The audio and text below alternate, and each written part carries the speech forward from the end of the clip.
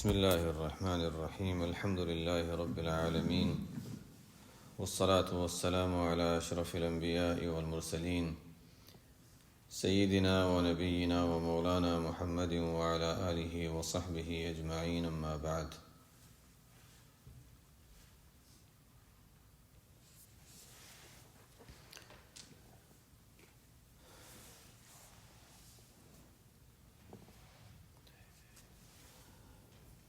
قلما تكون الواردات الإلهية إلا بغتة صيانة عن أن يدعيها العباد بوجود الاستعداد۔ جہاں جہاں انسان کو کوئی خاص مرحلے سے گزرنا ہوتا ہے وہ ان خاص موقعوں کو بیان کر دیتے ہیں کہ انسان کبھی عبادات میں لگا ہوتا ہے اور کوئی خاص اس کے ذہن میں ہوتا ہے کہ اچھا میں یہ کروں گا اور بہت سی چیزیں انسان اپنے طور سے محنت، کوئی عبادت کی کوئی مشقت اپنے ذمے لیتا ہے اور اچھی چیزیں ہونا بھی چاہیے، والذین جاہدوا فینا لنہدینہم سبلنا۔ لیکن انسان یہ سب کر رہا ہے، لیکن ایسا اس کو کوئی خاص چیز جس کو کہتے ہیں نا کہ انسان کسی چیز کے انتظار میں ہوتا ہے کہ اچھا اب مجھے کوئی اچھا خواب نظر آ جائے یا فلانے کی زیارت ہو جائے یا یہ ہو جائے یا کوئی، ایسا کچھ نہیں ہو رہا۔ اور کبھی ایسا ہوتا ہے کہ انسان کی حالت عجیب سی ہوتی ہے، کوئی اعمال بھی اتنے اچھے نہیں ہوتے اور اللہ تعالیٰ کی طرف سے ایسا کوئی واقعہ پیش آ جاتا ہے۔ ایک بچہ ہے، تقریباً پہلے کی بات ہے، اس کا جو بچپن کا دور ہے، تقریباً 10 سال کے قریب کچھ عمر ہے، اور نہ اس کی نمازیں وغیرہ کا کوئی، ظاہر ہے 10 سال کی عمر ہی کیا ہوتی ہے، بلکہ وہ جیسے کہتے ہیں ایک شرارت جس میں ہوتی ہے کہ اچھا نماز بھی پڑھ رہا ہے تو شرارت کر رہا ہے۔ اس کو حضور صلی اللہ علیہ وسلم کی خواب میں زیارت ہو جاتی ہے، جو بھی پیش آیا۔ لیکن ظاہر ہے اب اس بچے نے نہ کوئی عمل کیا، نہ کوئی محنت کی، نہ نمازیں صحیح پڑھی، نہ درود شریف کا اہتمام کیا، نہ کچھ کیا، لیکن بس آپ صلی اللہ علیہ وسلم کی خواب میں زیارت ہوئی اور اس کے اندر تھوڑی تبدیلی آنی شروع ہو گئی۔ اب ظاہر ہے کبھی بھی یہ بچہ یہ نہیں سوچے گا کہ اچھا میں نے وہ عمل کیا تھا اس وجہ سے مجھے یہ خواب نظر آیا، احساس ہی نہیں ہوگا۔ یہ صرف ایک مثال دے رہا ہوں، واقعہ تو صحیح ہے لیکن ایک مثال دے رہا ہوں۔ تو اسی طرح کبھی کبھی ایسا ہوتا ہے کہ انسان کوئی محنت کا عمل یا کچھ نہیں کر رہا ہوتا یا کوئی خاص کوشش نہیں کر رہا ہوتا، اللہ کی طرف سے کوئی خصوصی انعام آ جاتا ہے۔ تو فرماتے ہیں ایسا کیوں ہوتا ہے؟ فرماتے ہیں اس لیے ہوتا ہے کہ کبھی کبھی اللہ کی طرف سے کوئی خصوصی انعام کی جو بھی شکل ہو۔ مالک بن دینار رحمۃ اللہ علیہ کا واقعہ بڑا عجیب ہے، کیسے اللہ تعالیٰ نے ان پر انعام فرمایا تھا کہ اچانک سے ان کی زندگی بدل گئی۔ فضیل بن عیاض رحمۃ اللہ علیہ کا واقعہ کتنا عجیب ہے کہ ایک دن میں، ایک لمحے میں ان کی زندگی بدل گئی۔ ایسے واقعات بڑے عجیب ہیں۔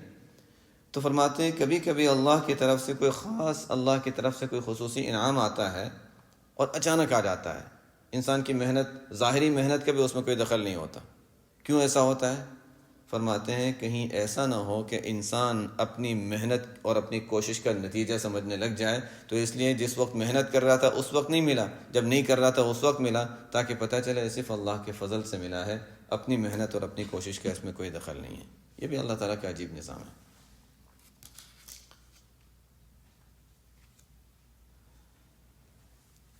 آگے فرماتے ہیں متى رزقك الطاعة والغنى به عنها فاعلم أنه قد أسبغ عليك نعمه ظاهرة وباطنة۔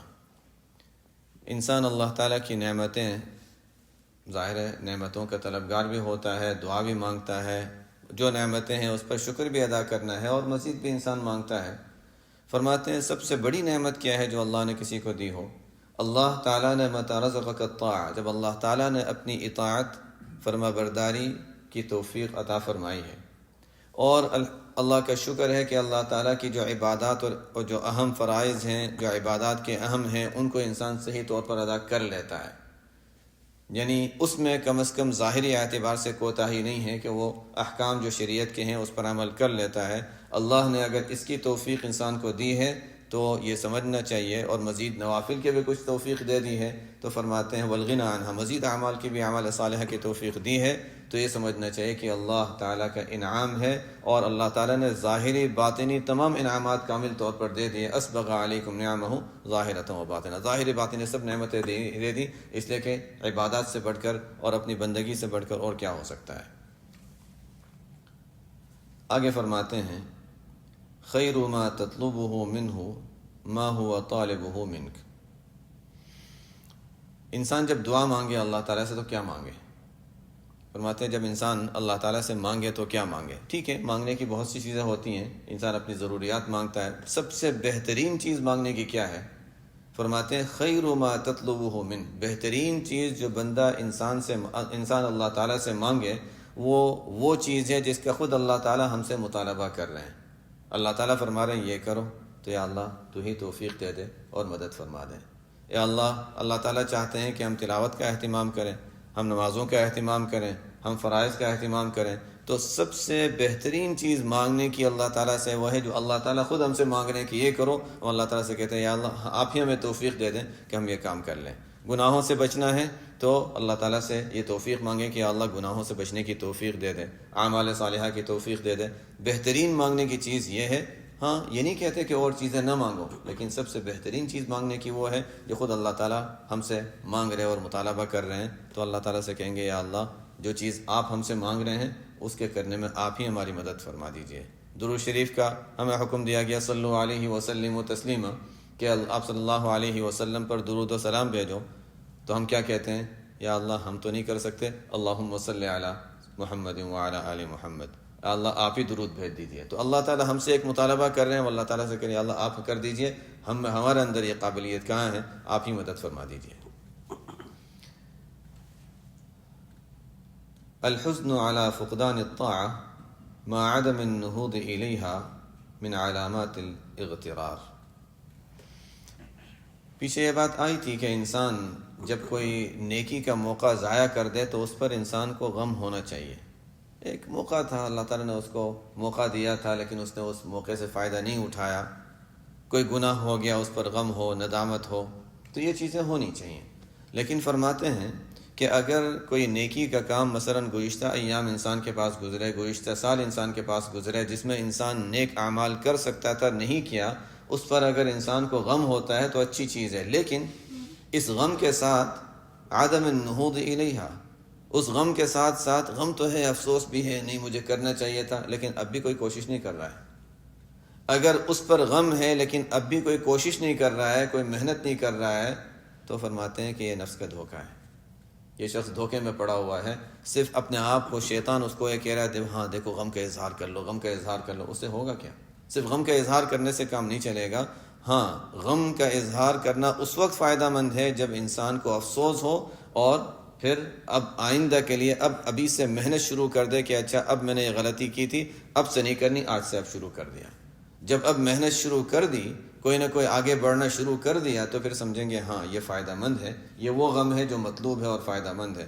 اگر صرف غم ہے یا اس غم کا اظہار ہے، ہاں مجھے ایسا کرنا چاہیے تھا، ہاں میں ایسا کر لیتا، اب نہیں کر رہا، تو یہ صرف دھوکہ ہے، اور اپنے آپ کو انسان بس شیطان اس کو تسلی دے رہا ہے کہ نہیں بس غم کا اظہار کر لو، فائدہ کام چل جائے گا، اس سے کچھ ہونے والا نہیں۔ الحزن علی فقدان الطاعة مع عدم النہوض الیہا من علامات الاغترار، یہ دھوکے کی علامات میں سے ہے۔ آگے فرماتے ہیں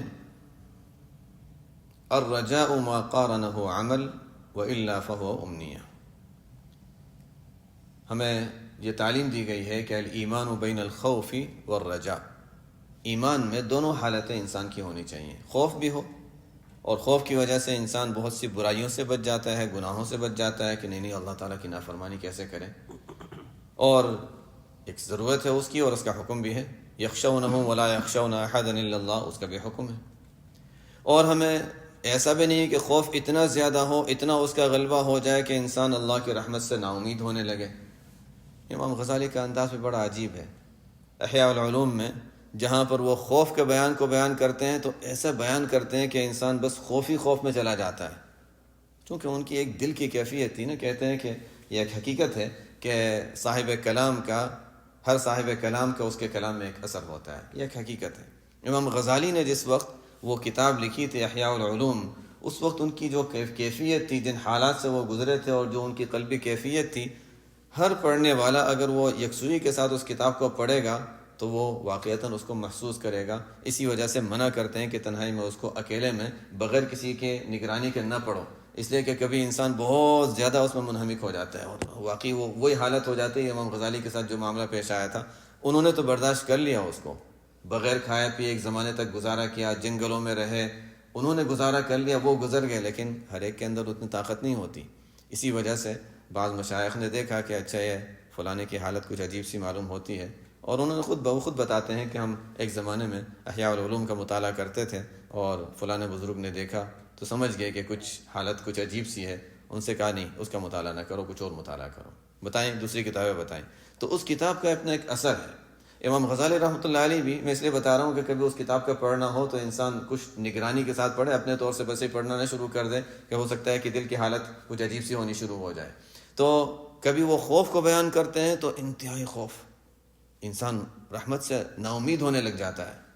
امید کو بیان کرتے ہیں تو اتنا زیادہ کہ بالکل رجا کا غلبہ ہوتا ہے، اسے کہ ان کی دونوں کیفیتیں ایک عجیب درجے میں تھیں، لیکن انسان جب ایک بیان کو پڑھتا ہے تو دوسرے کو بھول جاتا ہے، اس کو پڑھتا ہے تو اس کو بھول جاتا ہے، ایک عجیب ہی ان کی کیفیت ہے۔ اور واقعی قرآن و حدیث میں دیکھیں تو اسی کو کہا گیا الایمان بین الخوف والرجا، مومن کامل وہ ہوتا ہے جس میں خوف بھی ہو اور رجا بھی ہو۔ لیکن ہمارے مشائخ فرماتے ہیں، ہم لوگوں کی حالتوں کی وجہ سے یہ فرماتے ہیں کہ عام زندگی میں انسان پر خوف کا غلبہ ہونا چاہیے۔ عام طور پر اس لیے کہ ہوتا ہے کہ رجا کا غلبہ ہوتا ہے، ہاں ٹھیک ہے اللہ تعالیٰ غفور الرحیم ہے، کوئی بات نہیں غفور الرحیم ہے، تو یہ جو چونکہ رجا کا غلبہ اتنا زیادہ ہوتا ہے کہ انسان پھر تھوڑا سا گناہوں میں اور برائیاں کرنے میں جری ہو جاتا ہے، تھوڑا سا زیادہ آگے بڑھنے لگ جاتا ہے۔ تو عام زندگی میں کہا جاتا ہے کہ خوف غالب ہونا یہ بہتر ہے، امید بھی ہو لیکن خوف کا غالب ہونا یہ بہتر ہے۔ لیکن جب اخیری وقت ہے، جب اخیر کا وقت آیا تو اب خوف کیا، اب تو امید کا غلبہ ہونا چاہیے کہ یا اللہ اب تو جو کچھ کرنا تھا کر لیا، اب جانے کا وقت آ رہا ہے، تو اس وقت انسان رجا کے غلبہ ہو، یہ زیادہ پسندیدہ حالت ہے۔ بہرحال تو یہ فرماتے ہیں کہ یہ رجا، یہ امید، یہ کیا چیز ہے؟ لوگ اس کو بھی فرماتے ہیں کہ اس کو بھی لوگ غلط سمجھ جاتے ہیں، اور امام غزالی نے بھی اس کو بہت تفصیل سے بیان فرمایا ہے۔ یہ فرماتے ہیں الرجاء، رجا حقیقی معنی میں جس کا شریعت ہم سے مطالبہ کرتی ہے، جس کو امید کہتے ہیں، رجا کہتے ہیں، اللہ کے رحمت میں اچھی امید رکھنا، یہ وہ بہتر ہے اور وہ مطلوب ہے ما قارنہ عمل، جس کے ساتھ انسان عمل بھی ملا لے اور عمل بھی کرے۔ ہاں نیک عمل کیا، اب امید رکھتے ہیں کہ اللہ تو قبول کر لے گا۔ یہ نہ ہو کہ عمل بھی نہیں کر رہا، نہیں اللہ تعالیٰ غفور و رحیم ہے، نہیں اللہ تعالیٰ تو ویسے بھی اس امت پر اللہ تعالیٰ بڑے مہربان ہیں، اور نماز نہ بھی پڑھے تو جنت تو مل ہی جائے گی، جنت تو مل ہی جائے گی۔ تو یہ غلط ہے، یہ دھوکہ ہے۔ فرمایا کہ رجا حقیقی معنی میں جس کا شریعت نے مطالبہ کیا ہے اور جو صحیح معنی میں رجا ہے، مفہوم کے لحاظ سے جو رجا ہے وہ ہے جبکہ اس کے ساتھ عمل بھی انسان ساتھ ساتھ کرے۔ اگر عمل ساتھ نہیں ہے، صرف رجا ہی رجا کا لفظ استعمال کر رہا ہے اور امید ہے تو اس کا کوئی فائدہ نہیں۔ اس کو کہتے ہیں عربی میں بھی یہ لفظ رجا نہیں کہلائے گا، یہ امنیہ کہلائے گا، تمنا کرنا جس کو کہتے ہیں، کاش کہ ایسا ہو جاتا، کاش کہ ایسا ہو جاتا۔ یہ تمنا کرنا جو ہوتا ہے اس کا حقیقت سے کوئی تعلق نہیں۔ رجا جو ہے وہ ایسی چیز ہے کہ جو مطلوب ہے، جس کو قرآن نے کہا وَمَنْ أَرَادَ الْآخِرَةَ وَسَعَى لَهَا سَعْيَهَا وَهُوَ مُؤْمِنٌ، یہ شرطیں لگائی ہیں قرآن نے، اراد الآخرہ وسعى لها سعيها، آخرت کا طلبگار ہو، اور پھر ساتھ میں اس کے لیے سعى لها سعيها، سعى لها صرف سعى لها نہیں، کوشش کرے جیسی اس کی کوشش ہونی چاہیے۔ آخرت اتنا اونچا طویل سفر، دنیا کے تھوڑے سے سفر کے لیے انسان محنت کرتا ہے، تیاری کرتا ہے، تو وہ اتنے بڑے سفر کے لیے کتنی تیاری کی، سعيها، اس کے جیسی کوشش ہونی چاہیے۔ وہ اگر کرے تو پھر کہتے ہیں ایمان کی حالت میں کرے فَأُولَٰئِكَ كَانَ سَعْيُهُمْ مَشْكُورًا، تو ان کی کوشش کو کہہ سکتے ہیں کامیاب ہے۔ صرف ایسے ہی امید رکھنا یہ رجا نہیں ہے، یہ صرف دھوکہ ہے۔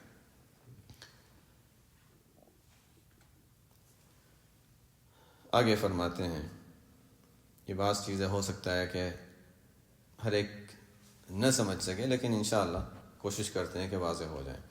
فرماتے ہیں کہ العارفون اذا بسطوا اخوف منهم اذا قبضوا ولا يقف على حدود الادب في البسط الا قلیل، چونکہ ایک اہم حصہ ہے اور ان کتابوں میں، تصوف کی کتابوں میں اس کو خاص طور سے بیان کیا جاتا ہے، اور بہت سے حضرات ہیں جو اس سے گزرتے ہی ہیں، تو اس لیے اس کی بھی وضاحت ضروری ہے۔ انسان جب شروع کے مراحل میں ہوتا ہے کہ اچھا، جیسے ایک تو ہوتا ہے کہ انسان ایک عام زندگی گزار رہا ہے، ایک ہوتا ہے کہ انسان کے اندر یہ شوق پیدا ہوتا ہے کہ اللہ تعالیٰ کے ساتھ اب تعلق میرا کچھ مضبوط ہو جائے، کچھ قوی ہو جائے۔ اس کے لیے انسان شروع کے مراحل میں کچھ کوشش کرتا ہے، کچھ ذکر وغیرہ کرتا ہے، عبادات کا اہتمام کرتا ہے، ٹھیک ہے، یہاں تک تو۔ ایک آگے جانے کے بعد ایک درجہ آتا ہے، ایک ایسا موقع آتا ہے کہ انسان پر کبھی ایک وقت ایسا آتا ہے، انسان اس میں سے گزرتا ہے، ہو سکتا ہے کہ بعض نہ گزریں لیکن بہت سی مرتبہ انسان گزرتا ہے اس سے، کہ ایسی حالت آتی ہے جس کو کہتے ہیں قبض اور بسط۔ قبض اور بسط کبھی ایسا ہوتا ہے کہ عبادت کا بہت زیادہ ایک مزہ آ رہا ہے اور بہت زیادہ یعنی ایک عجیب سی کیفیت ہے قلب کی، وہ ایک عجیب اللہ کی طرف سے ایک وہ ہوتا ہے، یعنی انعام ہوتا ہے کہ انسان کو خوب مزہ آ رہا ہے، اور عام مزہ کی طرح نہیں بلکہ کچھ عجیب ہی کیفیت ہوتی ہے، اور اس میں انسان کبھی عبادت کرتے ہوئے کبھی انتہائی وہ ایک عجیب سی اس کی کوئی حالت ظاہر ہو جاتی ہے، کبھی اللہ تعالیٰ کی طرف سے کچھ نظر آ جاتا ہے، عجیب حالت ہوتی ہے، یہ بسط کہلاتا ہے۔ اور کبھی انسان پر بالکل اس کا ضد، جس کو کہتے ہیں اصل کے لحاظ سے، جب اللہ تعالیٰ کی صفت جمال کا انسان پر ایک طرح سے ایک اثر ظاہر ہوتا ہے تو اس وقت انسان پر بسط کی کیفیت آ جاتی ہے۔ جب انسان پر اللہ تعالیٰ کے جلال کی صفت غالب آ جاتی ہے تو اس وقت وہ قہار والی صفت جو ہے اور جلال والی صفت، تو اس وقت انسان پر قبض کی کیفیت طاری ہوتی ہے۔ یہ روحانی اعتبار سے قبض ہے، وہ پیٹ والا قبض نہیں، یہ قبض کی کیفیت ہوتی ہے۔ قبض کیا ہے کہ اب بالکل عبادت کر رہا ہے لیکن بالکل دل نہیں لگ رہا، بالکل یعنی ایسا ہو رہا ہے کہ نماز بھی میں نہ پڑھوں، ذکر بھی کچھ بھی نہ کروں، بالکل دل اٹھ جاتا ہے اس سے، یعنی کر رہا ہے لیکن بہت اپنے آپ کو مجبور کر کے، مزہ کا کوئی حصہ نہیں ہے اس میں، بس مجبور کر کے کر رہا ہے۔ ہمارے حیات مولانا ارشف علی تھانوی رحمۃ اللہ علیہ کے حالات میں ہے کہ بہت، ایک تو ہوتا ہے انسان عام حالت سے گزرتا ہے، ان پر بڑا سخت قسم کا قبض آیا تھا، عجیب کیفیت آئی تھی۔ اس زمانے میں انہوں نے حضرت مولانا رشید احمد گنگوئی رحمۃ اللہ علیہ سے رابطہ بھی رکھا تھا، اور اس کے تفصیلی واقعات ملتے ہیں۔ فرماتے ہیں کہ ان حالات میں اس وقت ان کی جو اہلیہ تھیں، کہتے ہیں کبھی کبھی عورتوں میں بھی اللہ تعالیٰ ایسی سمجھداری دیتے ہیں، ان کی اہلیہ نے، فرماتی ہیں کہ اہلیہ نے مجھے ایک مرتبہ، چونکہ وہ میری حالت تھی اور ایک عجیب سی حالت تھی، ایک عجیب پریشانی کا وقت تھا، تو ان کی فرماتی ہیں میری اہلیہ نے مجھے کہا کہ، یعنی اس کا مفہوم یہ تھا کہ جب انسان کسی راستے سے گزرتا ہے تو وہ راستہ دیکھا ہوا ہوتا ہے تو دوسروں کو بتانا بھی آسان ہو جاتا ہے، تو گویا اللہ تعالیٰ اس راستے سے آپ کو گزار رہے ہیں تاکہ آپ دوسروں کو بھی یہ راستہ دکھا سکیں، آپ کے دیکھا ہوا ہوگا تو آپ دوسروں کو بھی بتا سکیں گے۔ اور واقعی اللہ تعالیٰ نے پھر بعد میں ان سے وہ کام لیا کہ کیسے لوگوں کو راستے دکھائے، اور تصوف میں اللہ تعالیٰ نے ان کو امامت کا درجہ دیا، پہلے بھی تھے لیکن ان مراحل سے گزر کر تو ظاہر ہے انسان جس راستے کو دیکھ لیتا ہے، ایک انسان بتا دیتا ہے ٹھیک ہے یہاں سے جاؤ گے، اس طرح جاؤ گے تو اچھا فلاں جگہ پہنچو گے۔ ایک شخص گیا ہوا ہے، ہاں دیکھو وہاں دیکھنا ایک چیز آئے گی، وہاں پر ایک یہ بھی ہوگا، دیکھا ہوا ہے تو انسان اچھی طرح بتاتا ہے۔ خاص طور پہ عمرہ اور حج کے جو مسائل ہوتے ہیں نا، کتاب میں انسان پڑھ لے تو صرف کتاب میں پڑھنے سے پوری طرح مسئلہ سمجھ میں نہیں آتا، پڑھ لیا لیکن جو دیکھا ہوا ہے وہ بتائے گا، اچھا دیکھو یہاں جائیں گے، اچھا پھر یہ ہوگا، وہاں دیکھو ایک چیز آئے گی، کچھ وہاں مشکل ہو جائے گی، یہ اس طرح یہ کر لینا۔ دیکھے ہوئے شخص کی بات الگ ہوتی ہے۔ تو بہرحال وہ مشائخ جیسے تھانوی رحمۃ اللہ علیہ کو بتا رہا تھا، وہ بڑا سخت اس طرح کے مراحل سے گزرے تھے۔ تو کبھی بہرحال انسان پر وہ کیفیت آتی ہے اور کبھی انسان پر بسط کی کیفیت ہوتی ہے، یہ دونوں کیفیتیں آتی ہیں۔ بلکہ نبی کریم صلی اللہ علیہ وسلم کے بارے میں بھی یہی آتا ہے کہ آپ صلی اللہ علیہ وسلم پر واللہ عالم، چونکہ اب وہ اس کو سیرت میں جس طرح بیان کیا گیا، مفسرین نے بیان کیا ہے، بعضوں نے اسی طرح بیان کیا کہ آپ صلی اللہ علیہ وسلم پر سخت قبض کی کیفیت تھی، یعنی عجیب انقباض جس کو بے چینی کہہ دیں۔ اور اس کے بعد ان حالات میں جب آپ صلی اللہ علیہ وسلم پر جو وحی نازل ہوئی، والضحى واللیل اذا سجى ما ودعك ربك وما قلى وللآخرة خیر لك من الاولى، وہ آیات، اس کے بعد دوسری صورت اسی کا تکملہ، الم نشرح لك صدرك ووضعنا عنك وزرك، بس آپ صلی اللہ علیہ وسلم کا قبض ختم ہو گیا۔ اب ایک بسط کی اور ایک انشراح کی کیفیت پیدا ہو گئی تھی، وہی الم نشرح لك صدرك۔ تو اسی لیے کہتے ہیں کہ جب کسی پر یہ حالت طاری ہو تو یہ صورتیں بہت مفید ہیں ان حالات میں۔ بہرحال یعنی جب انسان آگے کے کچھ مراحل میں ہوتا ہے تو پھر ان مراحل سے بھی بست اور یہ قبض کی کیفیت سے گزرتا ہے۔ اب اس کو بہرحال یہ فرماتے ہیں، اب ان کی بات ہم سمجھتے ہیں۔ العارفون اذا بسطوا، جو لوگ اللہ کی معرفت رکھتے ہیں جب وہ بست کی حالت میں ہوتے ہیں تو وہ زیادہ خوف زدہ ہوتے ہیں، حالانکہ مزہ آ رہا ہے لیکن اس وقت ان کو خوف ہوتا ہے، اور جس وقت وہ قبض کی حالت میں ہوتے ہیں تو اتنا خوف نہیں ہوتا۔ کیوں؟ آگے اس کی وجہ فرمائیں گے۔ آگے فرماتے ہیں کہ وَلَا يَقِفُ عَلَى حُدُودِ الْأَدَبِ فِي الْبَسْطِ إِلَّا قَلِيلٌ، جب انسان پر بست کی کیفیت ہوتی ہے تو حدود کی رعایت کرنا بہت کم لوگوں سے ہو سکتا ہے، اس لیے کہ بست ہے تو اچھا فلانی میں نے فلانی چیز دیکھ لی، اس کا ہر چیز کا اظہار کر دیتا ہے اور دوسروں کے سامنے ظاہر بھی ہو جاتا ہے۔ اور کبھی کبھی یہ ہم مشائخ کے واقعات اگر آپ لوگ پڑھیں تو یعنی بہت سے نے تو پڑھے بھی ہیں کہ مشائخ کے واقعات میں عجیب عجیب باتیں ملتی ہیں۔ کبھی کوئی شخص تھا جس نے دعویٰ کر دیا انا الحق، میں ہی حق ہوں، حق تعالی نہیں ہوں، اپنے بارے میں خدائی کا دعویٰ کر دیا۔ وہ اپنے کلام نہیں تھا، وہ کچھ اور تھا، لیکن بہرحال وہی بست کی کیفیت تھی اور عجیب انہوں نے اس طرح کی باتیں کر لیں۔ تو کبھی کبھی انسان پر بست جب زیادہ ہوتا ہے تو اس طرح کی عجیب عجیب باتیں انسان سے ہونے لگتی ہیں، اور انسان کبھی ایسے الفاظ کہہ دیتا ہے جو ظاہر کے لحاظ سے خلاف ادب ہوتے ہیں، اس لیے فرماتے ہیں کہ اس میں حدود کی رعایت کرنا مشکل ہو جاتا ہے۔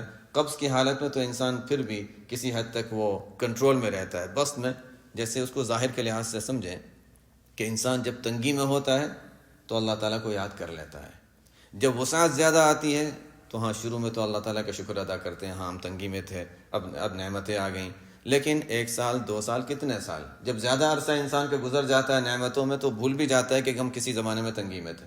یہ تو ہمارا بیماری سے ہم گزرتے ہی ہیں، تو ہر شخص جانتا ہے کہ جس وقت بیمار ہوتے ہیں تو دعاؤں کا اہتمام بھی، کوئی پریشانی آ جاتی ہے تو دعاؤں کا اہتمام، تو تنگی کے موقع پر انسان اللہ تعالیٰ کو زیادہ یاد کرتا ہے، انسان کی ایک طبیعت ہے، اور قرآن نے بار بار بیان کیا اذا مس الانسان ضر دعانا، تکلیف ہوتی ہے تو ہمیں سے دعا مانگتا ہے، اور جب نعمت مل جاتی ہے تو بھول جاتا ہے، بلکہ نسی ما کان یدعو الیہ من قبل، یہ بھی بھول جاتا ہے کہ ہم نے دعا مانگی تھی اور اللہ تعالیٰ نے دعا قبول کی تھی، اتنا بھی بھول جاتا ہے۔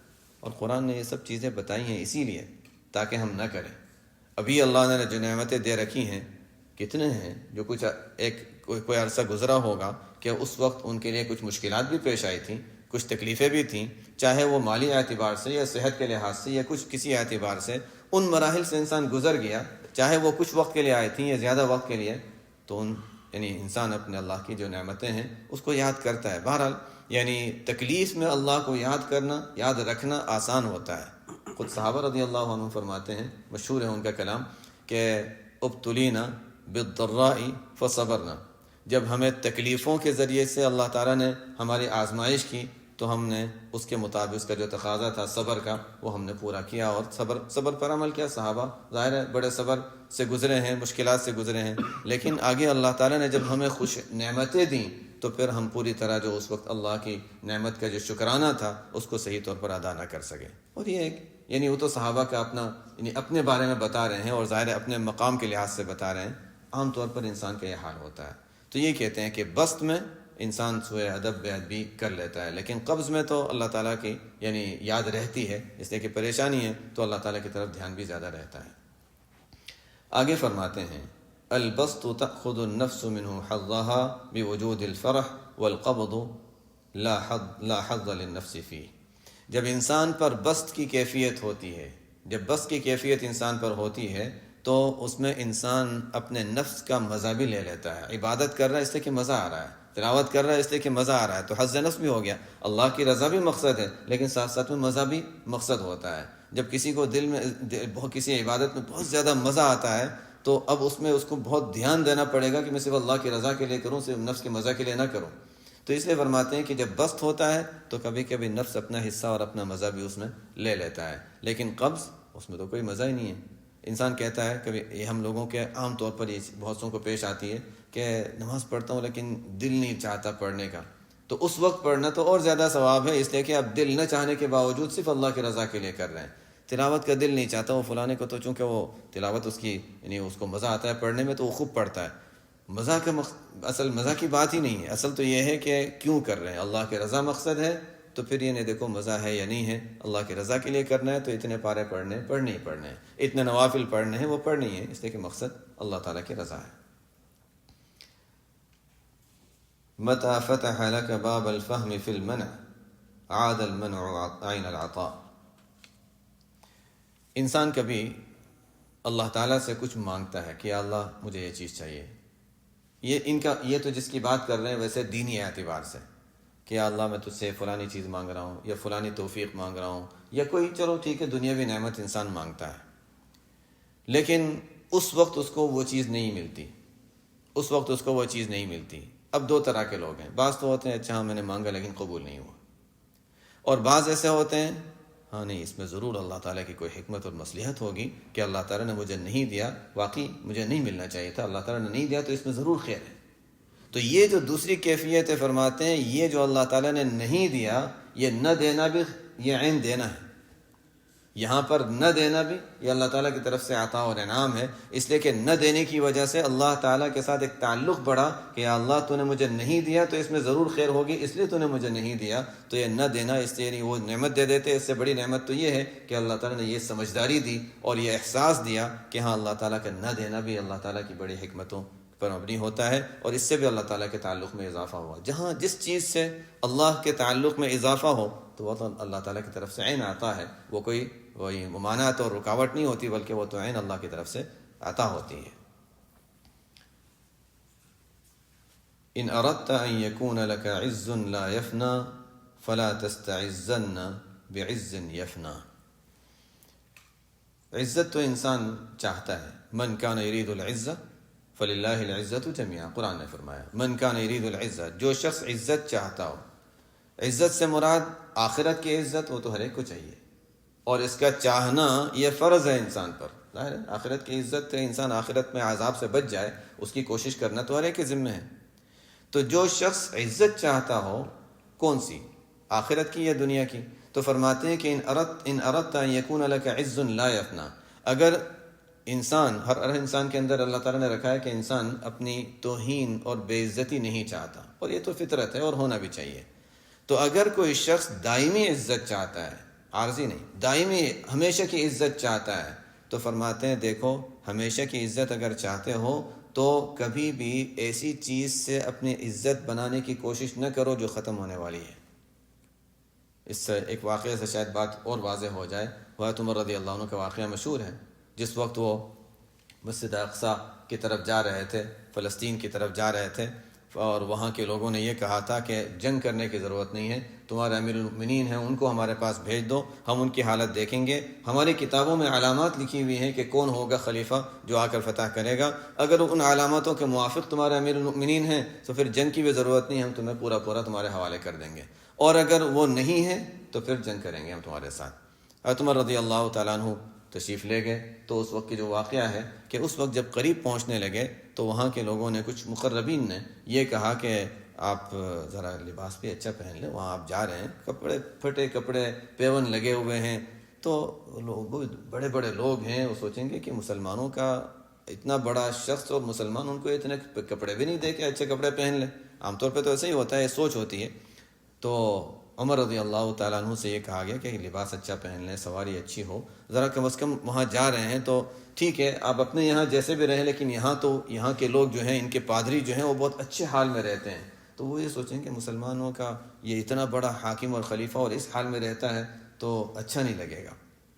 تو عمر رضی اللہ عنہ نے کیا فرمایا تھا کہ نحن قوم اعزنا اللہ بالاسلام، ہم تو ذلت میں تھے، ہم تو بڑے بڑے مالدار اور بڑے بڑے تاجر تھے، لیکن ہم اس وقت ذلت میں تھے. اسلام کے ذریعے سے اللہ تعالیٰ نے ہمیں عزت دی ہے. اب اگر ہم اسلام کے علاوہ دوسری چیزیں، لباس اور سواری اور ان چیزوں سے عزت حاصل کرنا چاہیں گے پھر ذلت میں چلے جائیں گے.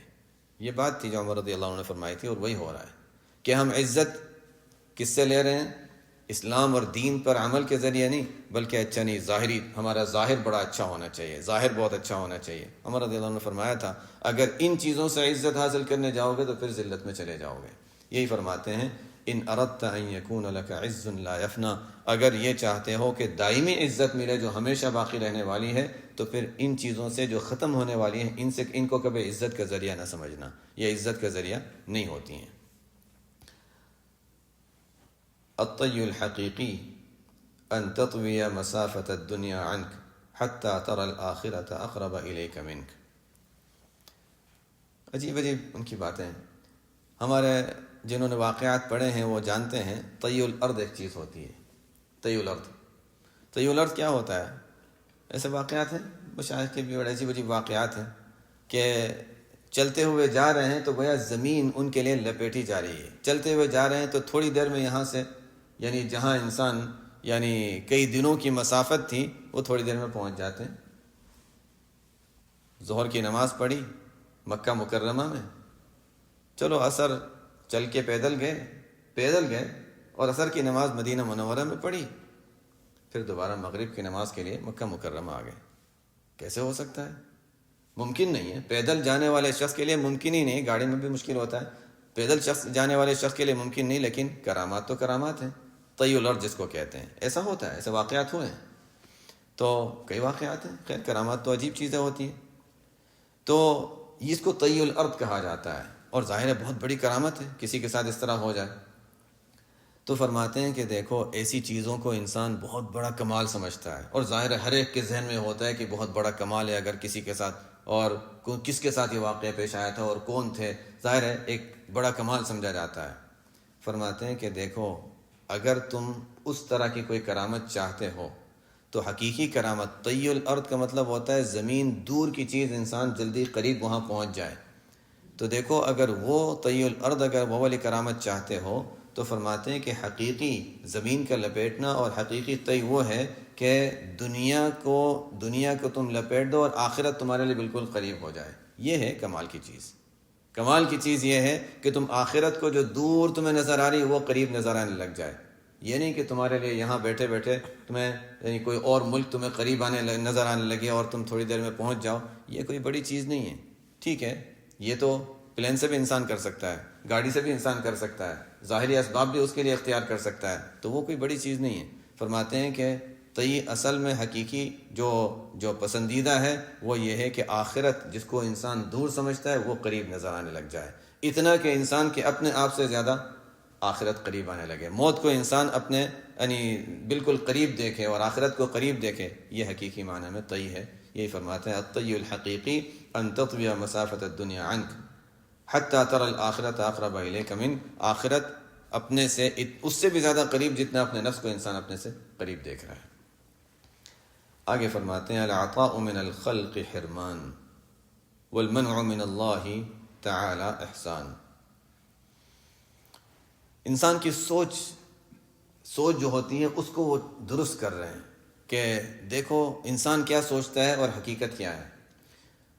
عام طور پر ہمیں جب کوئی شخص کوئی چیز دیتا ہے، ہوتا ہے کسی کی طرف سے کچھ ملا یا کسی نے کچھ دیا یا کسی کو کوئی انعام ملا، تو جب کسی کو کوئی چیز ملتی ہے تو کہتے ہیں العطاء من الخلق. مخلوق کی طرف سے جب کوئی چیز ملتی ہے تو یہ ملنا نہیں، یہ محرومی ہے. یہ ملنا نہیں ہے بلکہ یہ محرومی ہے. کیسے؟ کسی نے دیا ہے. اب مثلا کوئی شخص کسی کو کوئی چیز، مثلا کسی نے کسی کو عطر دیا، کسی نے کسی کو پیسے دیے، کسی نے کسی کو کوئی کپڑا دیا، تو اب ظاہر ہے اس کو ملا ہے. یہ فرماتے ہیں کہ یہ ظاہر میں تو ملا ہے لیکن دل کی کیفیت کے لحاظ سے سمجھو تو یہ ایک طرح سے محرومی ہے. کیسے؟ اس لیے کہ جب انسان کو لوگوں سے جب کوئی چیز ملتی ہے تو نظر لوگوں پر آنے لگ جاتی ہے. یہ ہوتا ہے. کاملین کی بات نہیں ہے لیکن عام انسان کا حال تو یہی ہوتا ہے کہ جب لوگوں نے ہاں شاید کچھ اور بھی مل جائے، شاید کہیں سے کچھ مل جائے. یہ جو اشراف نفس ہوتا ہے، جو لوگوں کی طرف ذہن ہوتا ہے، جس کو قرآن میں پہلے بھی ہم نے پڑھا تھا ازہد فی الدنیا ازہد فی ما عند الناس. تو جب انسان کے ذہن میں یہ ہوتا ہے کہ اچھا شاید فلانا یہ کر دے گا تو میرا کام بن جائے گا، شاید فلانا میرے لیے یہ کر دے تو یہ چیز ہو جائے گی، چاہے وہ مال دینے کے لحاظ سے ہو، کوئی کام کرنے کے لحاظ سے ہو. جب مخلوق کی طرف سے کوئی امداد انسان کو ملتی ہے تو انسان کی نظر مخلوق پر چلی جاتی ہے، اللہ تعالیٰ سے توکل میں کمی آ جاتی ہے. اور تو فرماتے ہیں کہ مخلوق کی طرف سے جب کچھ ملتا ہے تو ایک طرح سے یہ حرمان ہے. ہر ایک کے لیے نہیں کہہ رہے، لیکن ایک طرح سے یہ حرمان ہے. لیکن والمنع من اللہ، اللہ تعالیٰ جب کوئی چیز نہیں بھی دیتے، ہم نے مانگی اور نہیں بھی ملی، تو وہ بھی اللہ تعالیٰ کی طرف سے آتا ہے. کیوں؟ اس لیے کہ جب اللہ سے ہم نے کوئی چیز مانگی، یا اللہ یہ چیز چاہیے، نہیں ملی، تو اس کے نتیجے میں کیا ہم نے اور اللہ تعالیٰ سے دعا مانگی؟ کیا اللہ تعالیٰ کی طرف فقر میں ہمارا اور اضافہ ہوا؟ اگر ہوا ہے تو پھر تو اس کا مطلب ہے ہمیں کچھ ملا ہے، اللہ تعالیٰ کے ساتھ تعلق ملا، اللہ تعالیٰ کے سامنے اور زیادہ مانگنے کی توفیق ملی۔ تو جب اللہ کی طرف سے کوئی چیز نہیں ملتی اور اس کی وجہ سے ہمارا اللہ کے ساتھ تعلق میں اور توکل میں اعتماد بڑھتا ہے تو یہ اللہ تعالیٰ کی طرف سے عطا ہے، یہ محرومی نہیں ہے۔ جو پیچھے بھی اس طرح کی بات گزری، مخلوق کی طرف سے جب کچھ ملتا ہے تو عام طور پر انسان کی کمزوری یہ ہے کہ پھر نظر اللہ کے بجائے مخلوق پر آنے لگتی ہے، اور ہوتا ہے مجھے فلانا کام کرنا ہے، ہاں وہ ساتھ دے دے گا تو ہو جائے گا، عام طور پر اس ذہن میں ہوتا ہے۔ تو یہ چیز جو ہے کہ مخلوق نظر میں ہو اور اللہ تعالیٰ پر توکل کم ہو جائے تو اس کا مطلب یہ ہے کہ یہ ایک طرح سے محرومی ہے۔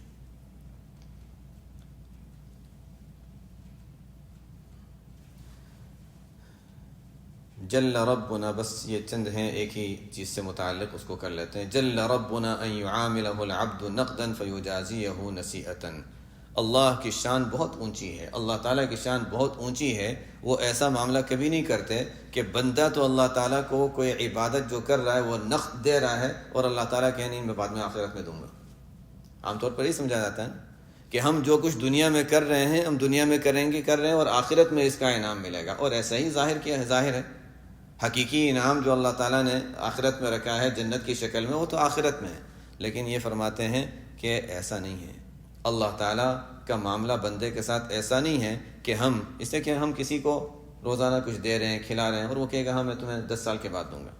تو 10 سال تو بہت زیادہ ہے، اور انسان کی زندگی مثلاً اگر 50 60 100 سال اگر ہے تو اللہ تعالیٰ کا معاملہ بندوں کے ساتھ ایسا نہیں ہے کہ بندے اس کو کچھ نہ کچھ دیتے رہیں، اگرچہ ہمارا دینا کوئی دینا نہیں ہے لیکن ظاہری شکل کے اعتبار سے ہم اللہ تعالیٰ کی جو عبادت کر رہے ہیں ایک طرح سے ایک ظاہری اعتبار سے دینا۔ تو فرماتے ہیں کہ اللہ تعالیٰ کو بندے کچھ نہ کچھ عبادت کے ذریعے سے کچھ نہ کچھ یعنی معاملہ کرتے رہیں، جو نقد ہے وہ دے رہے ہیں، اور اللہ تعالیٰ کچھ بھی نہ دے، ایسا نہیں ہو سکتا۔ ہاں آخرت کے لیے جو رکھا ہے وہ تو رکھا ہے، لیکن دنیا میں بھی اللہ تعالیٰ دیتے ہیں، دنیا میں بھی اللہ تعالیٰ دیتے ہیں۔ یہ جل ربنا ان يعامل، کم از کم انسان کی سوچ درست ہو جائے کہ اللہ تعالیٰ نے سب آخرت کے لیے نہیں رکھا، بلکہ اگر ہم دیکھیں ذرا ہم باہر نظر ڈالیں، ایمان والوں کی بات تو مختلف ہے، ان کے معاملات کو تو وہ بتائیں گے، لیکن جو لوگ باہر عبادت خانوں میں چرچ میں ہو یا کہیں ہو برائیوں سے بچتے ہیں، نیک اعمال کرتے ہیں اپنے لحاظ سے، چاہے ان کا عقیدہ صحیح نہیں، نیک اعمال کرتے ہیں، ان کو بھی اللہ تعالیٰ سکون قلب کی کیفیت دیتے ہیں، ان کو بھی اللہ تعالیٰ دنیا میں انعامات دیتے ہیں۔ مومن کے لیے حقیقی انعام وہ تو آخرت کے لیے ہے، چونکہ ان کو تو دنیا میں ان کے لیے چونکہ آخرت نہیں ہے تو دنیا میں اللہ تعالیٰ ان کو ہر طرح کی جو بھی ان کی جو اچھائیاں ہیں اس کے بدلے دنیا میں دے دیتے ہیں۔ مومن کو بھی اللہ تعالیٰ دیتے ہیں، ایمان والے کو بھی دیتے ہیں، لیکن اس کے لیے دگنا یہ ہے کہ آخرت میں بھی ملے گا۔ لیکن کیا ملتا ہے وہ آگے بتاتے ہیں، فرماتے ہیں جل ربنا ان يعامله العبد نقدا فيجازيه نسیئة۔ اللہ کی شان اس سے بہت اونچی ہے کہ بندہ اس کو کچھ دے تو نقد دے اور اللہ تعالیٰ اس کو ادھار رہنے دے کہ مرنے کے بعد دوں گا، ایسا نہیں ہے۔ بلکہ کیا ہوتا ہے، کفى من جزائه إياك على الطاعة ان رضيك لها اهلا۔ اللہ تعالیٰ کی طرف سے انعامات تو بہت ملتے ہیں، ان میں سے ایک انعام بیان فرما رہے ہیں۔ جب انسان عبادت کرتا ہے تو فرمایا کہ اللہ تعالیٰ کے انعامات جو اللہ کی طرف سے عبادت کا جو انعام ملتا ہے ان انعامات میں سے اتنا ہی کافی ہے، ویسے تو بہت کچھ ہے، فرماتے اتنا ہی کافی ہے کہ اللہ تعالیٰ نے ہماری عبادت کو ہمیں عبادت کے قابل سمجھا اور ہمیں عبادت کا موقع اور توفیق دے دی، اور ہمیں اس قابل سمجھا کہ ہاں ٹھیک ہے تم میری عبادت کر سکتے ہو۔ ایک مرتبہ نماز پڑھی لیکن ہماری نماز تو کیا تھی، کہیں دھیان ادھر تھا کبھی ادھر تھا، پھر دوبارہ ہمیں موقع مل گیا کہ ہاں پھر نماز پڑھ لو، تو اللہ تعالیٰ نے پہلی نماز جو ہماری اچھی نہیں تھی اس کے باوجود دوسری مرتبہ نماز پڑھنے کی ہمیں توفیق دے دی۔ یہ اللہ تعالیٰ کی طرف سے یہی انعام بہت کافی ہے، اس کا مطلب ہے پہلے والا قبول ہو گیا۔ اللہ تعالیٰ کی طرف سے یہ قبول کر لینا اور دوبارہ توفیق دے دینا، اس سے بڑھ کر فرماتے ہیں اس سے بڑھ کر کیا انعام چاہیے کہ پہلے انعام کے بعد دوسرا انعام۔ یہ ایسا ہی ہے کہ کوئی بہت بڑا حاکم ہو، اپنے یہاں کسی کو دعوت دیتا ہے، خاص لوگوں کو، اچھا تم لوگ آ جاؤ، تمہیں میری گھر دعوت ہے۔ ایک شخص جاتا ہے، وہاں جاتا ہے اور کھانا رکھا ہے لیکن نہیں، وہ ادھر جا رہا ہے ادھر جا رہا ہے، کچھ اور کر رہا ہے، کھانے کے وہ کہہ رہے کھانے بیٹھ جاؤ، ہاں میں پہلے ادھر دیکھ لے ادھر، یعنی عجیب حرکتیں وہ کرتا ہے، اور کھانے بھی بیٹھا تو اچھا ادھر بھی گرا رہا ہے ادھر گرا رہا ہے۔ جیسے کچھ ساتھی آئے تھے تو لوگ ناراض ہو رہے تھے کہ بہت گند کیا، تو ادھر بھی وہ کرتا کہ آئندہ ان کو نہیں آنے دینا۔ ہمارا مزاج جو ہوتا ہے، اللہ تعالیٰ ہماری عبادتوں کو دیکھتے ہیں کہ وہ کیسی عبادتیں کر رہے ہیں، ہمارے سجدے کیسے ہوتے ہیں کہ کبھی ادھر ادھر دنیا میں پھر رہے ہیں، لیکن سر وہاں رکھا ہوا ہے، لوگوں کو دکھا رہے ہیں کہ سجدہ ہے، ٹھیک ہے اللہ تعالیٰ کے لیے کر رہے ہیں، لیکن ذہن کہیں اور جا رہا ہے۔ اللہ تعالیٰ کہتے ہیں کوئی بات نہیں، پھر آ جاؤ دوبارہ، کوئی بات نہیں۔ اس دعا دوبارہ بلانے کا مطلب یہ کہ تمہارے پہلے والا بھی میں نے قبول کر لیا ہے۔ تو فرماتے ہیں کہ اس سے بڑھ کر اور کیا انعام چاہیے؟ کفا من جزائہ ایاک، تمہارے اللہ تعالیٰ کی طرف سے انعام اتنا ہی کافی ہے کہ اللہ تعالیٰ نے تمہیں طاعت اور بندگی کے قابل سمجھا اور دوبارہ تمہیں اس کی توفیق اور موقع عطا فرما دیا۔ اس کے علاوہ اللہ تعالیٰ جو سکون، جو اطمینان، جو انشراح جو دیتے ہیں وہ تو اس کے علاوہ ہے، لیکن یہ صرف ایک انعام اس کا بیان فرما رہے ہیں۔ سبحانک اللہم و بحمدک، اشہد ان لا الہ الا انت، استغفرک و اتوب الیک۔